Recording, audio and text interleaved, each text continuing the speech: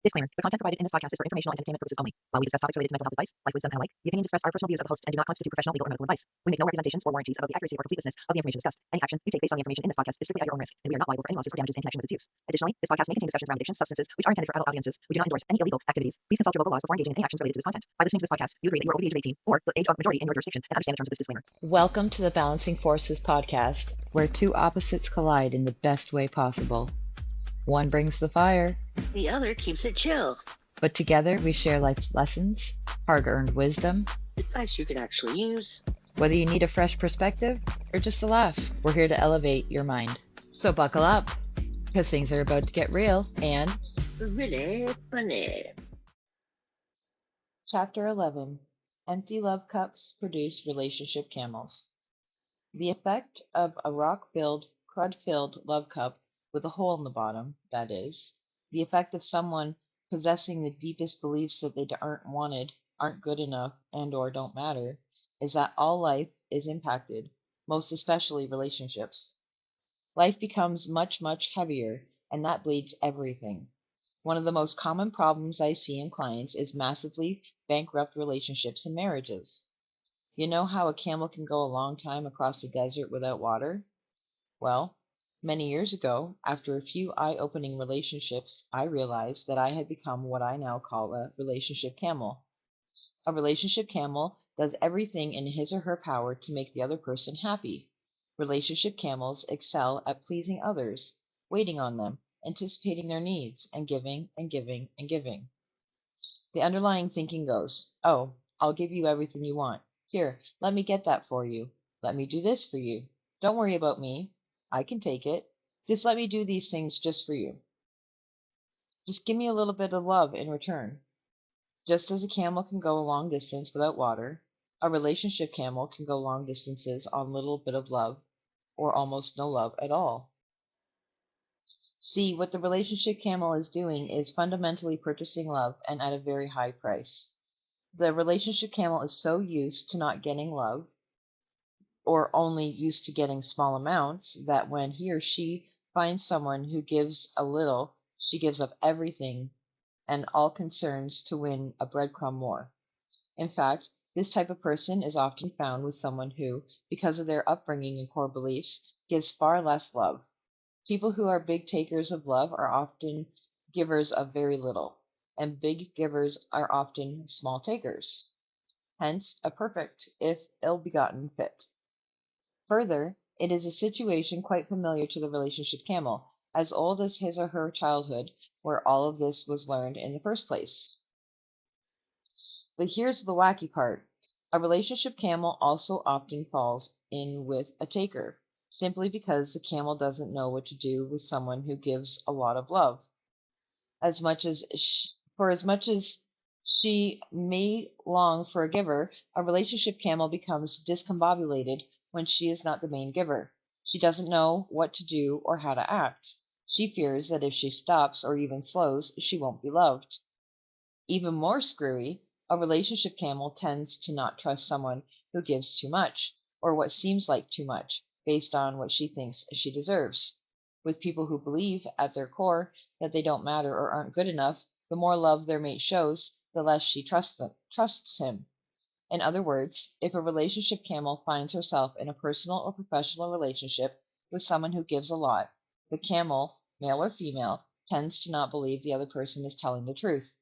Big givers are untrustworthy to the camel because they go against the camel's inner self-belief.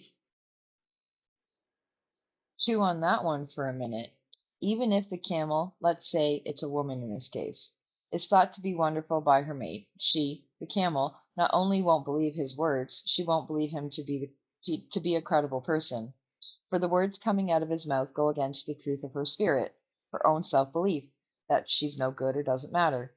He may be giving her the very salvation she's been seeking her whole life, sincere words and actions of love and adoration, but she won't trust him, not because he's not a credible person, but because she perceives him to be non-credible, because he speaks a truth that goes against her deepest beliefs of self-loathing and self-abnegation.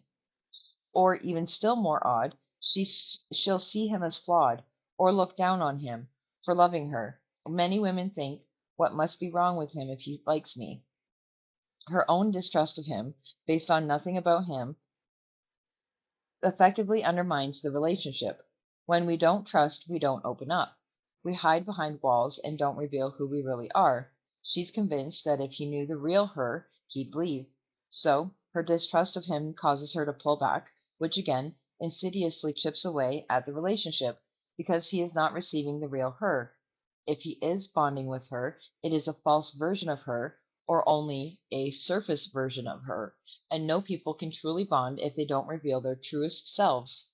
So eventually he does, in fact, pull back and or leave. Her prophecy is fulfilled. She creates the very eventualities she sought so astuciously to avoid. The fear kept her behind her walls, and the walls are what kept him from ever being able to truly know her and love her. And so he quit, just as she predicted and enacted. In other words, her own negative self belief is the cause of the destruction of the relationship. A female client will say she wants more than anything to be loved for who she really is. To this, her lover responds, how can I love you for who you really are if you don't show me who you really are? That's why relationship camels prefer people who are takers, who only give a little bit of love, because they quite ironically feel they can trust such a person more. The words and actions of a taker and the underlying message on which they're based are familiar and therefore easy and consistent with what she's always heard and believed. They're safe, and so a camel keeps picking takers because the taker's message are reflected of her own beliefs and what she has been taught since young. She keeps allowing it. The big lie she was taught, you don't matter and or you're no good and or you're not wanted, drives her life and manifests more pain in the form of unhealthy relationships. And so the camel will go on purchasing love, giving a big chunk of themselves for a little bit of the prized love in return. But worse, the camel is forever making her happiness to measure it upon someone else's happiness. If for no other reason, then the taker generally only gives love to the camel when he's happy. I mean, how many takers do you know that actually give love when they're unhappy? Taker implicitly means not giver. So the camel is forever looped into, susceptible to, and almost entirely driven by the feelings of others, especially those closest to her, who demand she keep pouring love into their whole poked love cup. And those relationships only end when the camel realizes she's pouring love into a person who's never fills up with the love that she gives. For the love is gone as quickly as she gives it. So the relationship camel basically lives in a world defined by happiness by proxy. If you're happy, then I'm happy. Or I'm only happy when the people around me are happy. In other words, there's only the loosest correlation between how much I invest in life and how much happiness I have, rather than I am in control of my own happiness. Because it is dependent on an intermediary, my mate or boss or parent or son or daughter, who has to be made happy first, or whose happiness is the very definition of my own happiness. How messed up is that?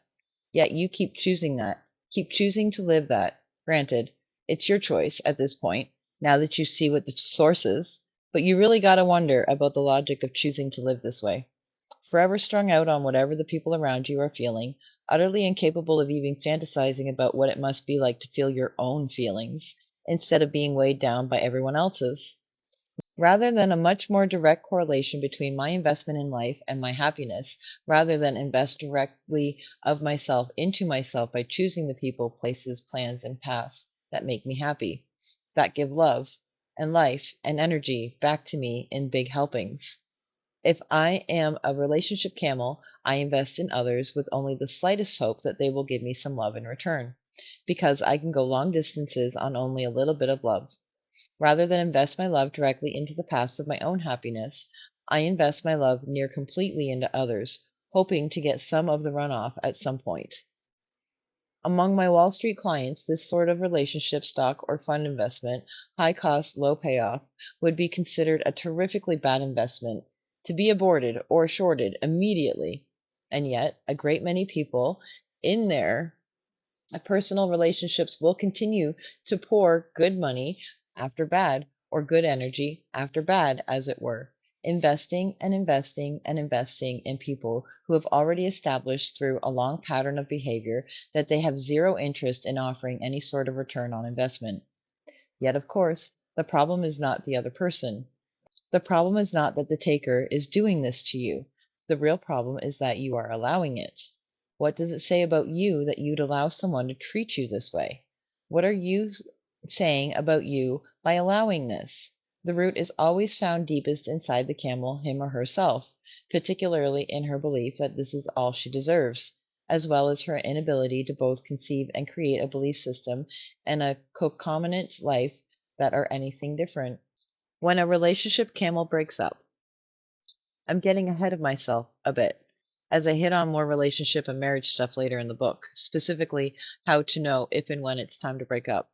However, it's salient at this early stage in the book to understand both who the relationship camel is and how she or he thinks both in and out of the relationship.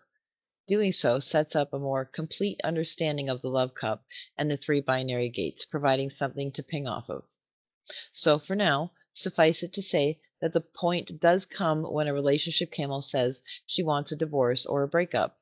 It comes from pouring love, attention, and energy into someone else's punctured cup and from having no love pool inside of herself. But she experiences it as a deadness, emptiness, numbness, exhaustion, depression, and lack. And eventually the deadness and pain becomes so great that she has no choice but to leave.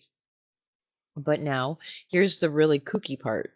At this point of the pulling away from her spouse, things seemingly change very quickly in her partner, but the results are deceptive and therefore confusing to the camel.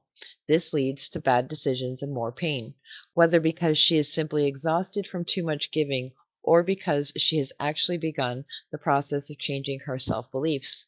If a camel begins to end a relationship, the relationship camel's mate often becomes a prince, sends flowers, wants to be with her, and in short, becomes the person she's always wanted him to be.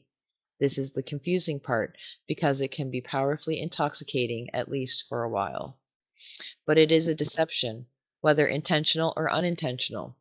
For the camel's mate hasn't solved the real problem driving his initial taking and indifference, the indifference that led the camel to break up in the first place.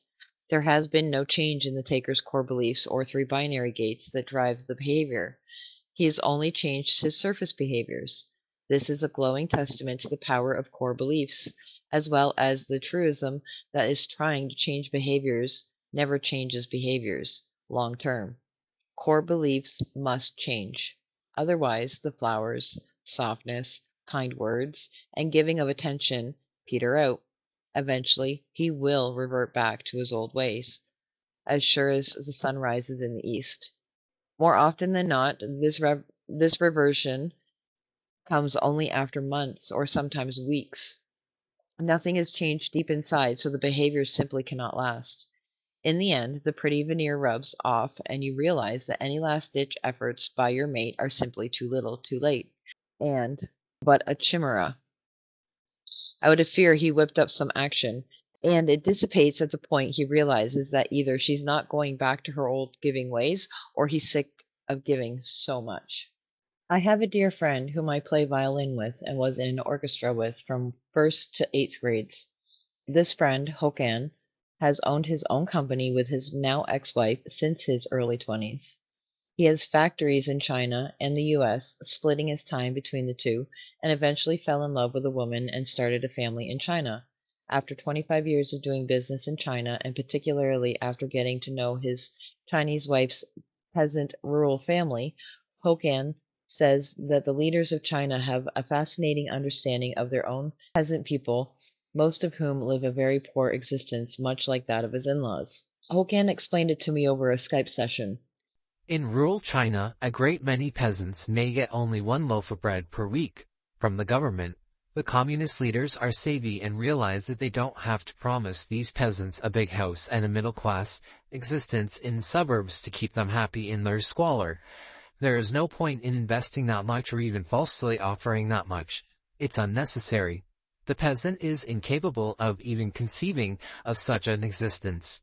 No, all the leaders have to promise is a second loaf of bread per week, and those peasants will think that they've hit the jackpot. They've just doubled their earnings. This peasant mentality is precisely the pitfall of the relationship camel when it comes to breakups or time to divorce. Having lived in a relationship poverty for so long, the camel is susceptible to being sucked back in by a two-loaf mentality, by a mere double return on profits, as if that's some sort of victory. Whether the camel's mate realizes it or not, precious little is required to lure the camel back. Highly unlikely the mate is consciously aware of it.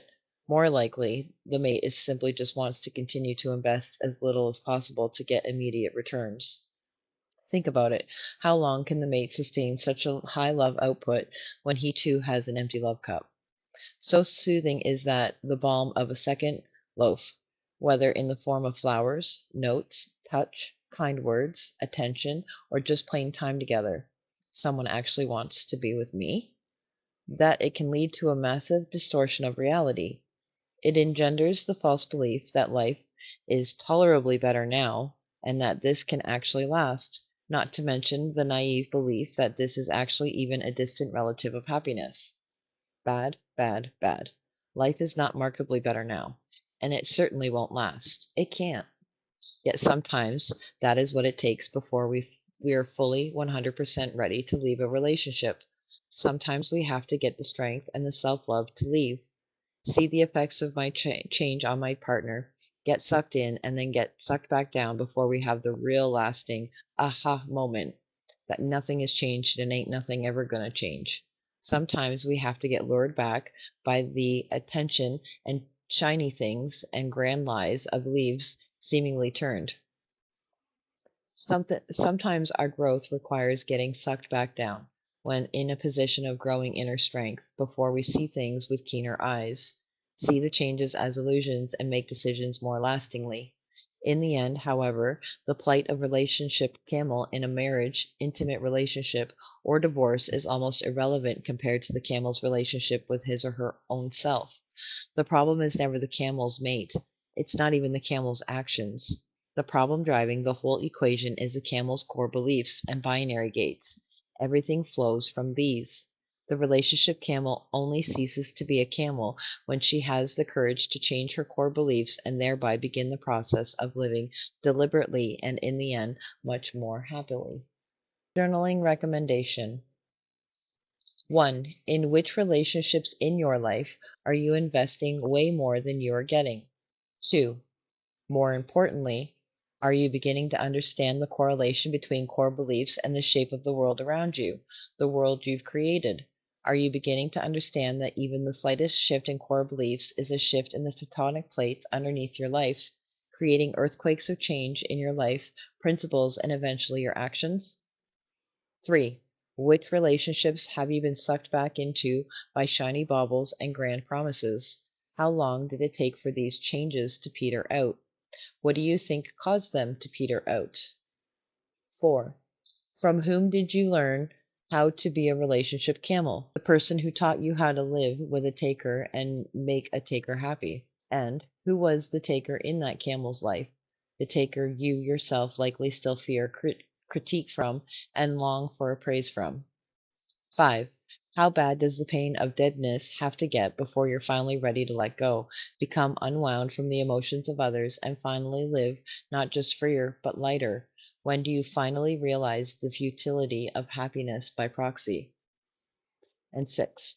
How can I love you for who you really are if you won't show me who you really are?